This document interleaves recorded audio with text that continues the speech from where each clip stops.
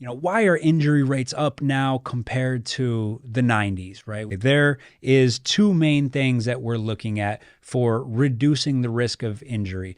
There is how much breakdown is occurring per game, per practice, per workout, how much breakdown is occurring. And then the other side of the coin is what is our recoverability?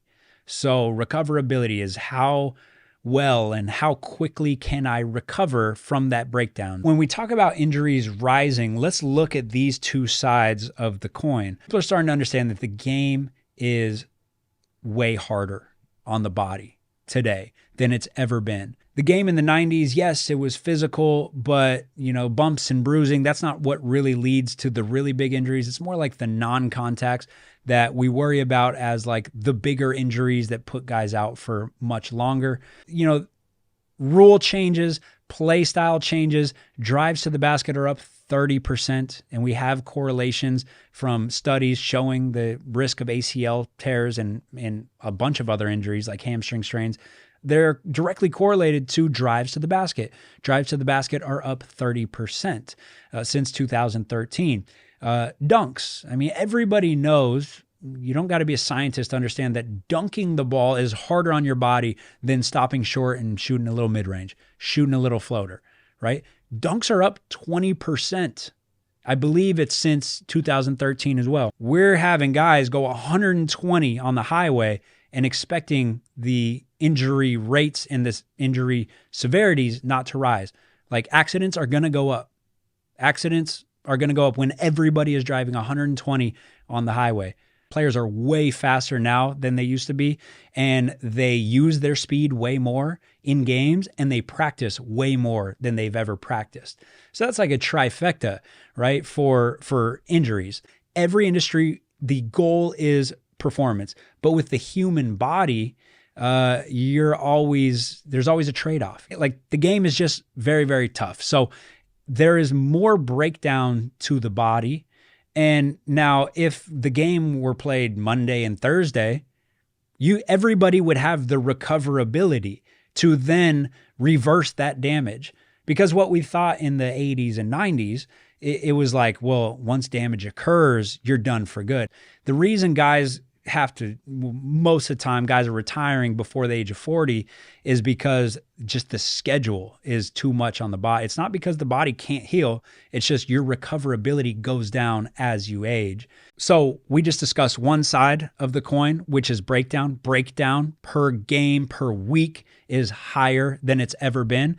And then to offset that, we would need recoverability to be through the roof. We have poor nutrition across America in general, right? The quality of our food has gone down since 1990.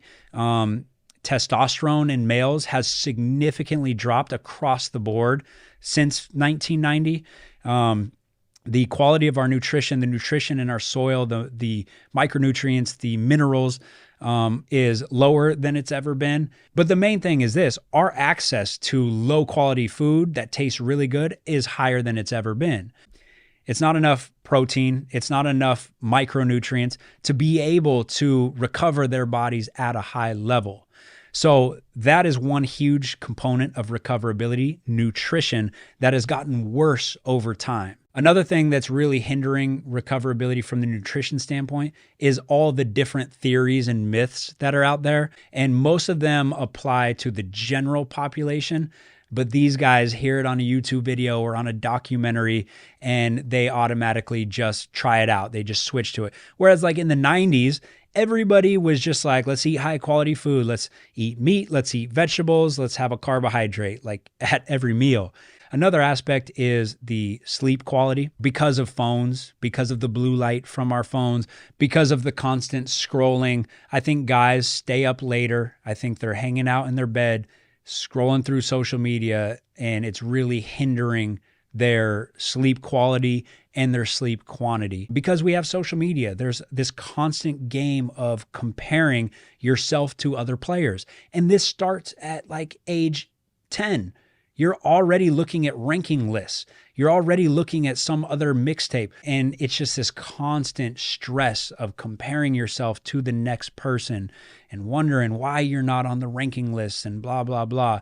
And then just the increased risk of social media in general and how it negatively influences our lives, and we become addicted to it. And we got video games, and we just have constant stimulation that I feel like really increases stress level overall, and we have less social interaction because of it. The pressure to train more is hindering recoverability because guys are just staying on the court too long. They're playing too much because it's a global game. There's more people competing. People are more skilled than ever.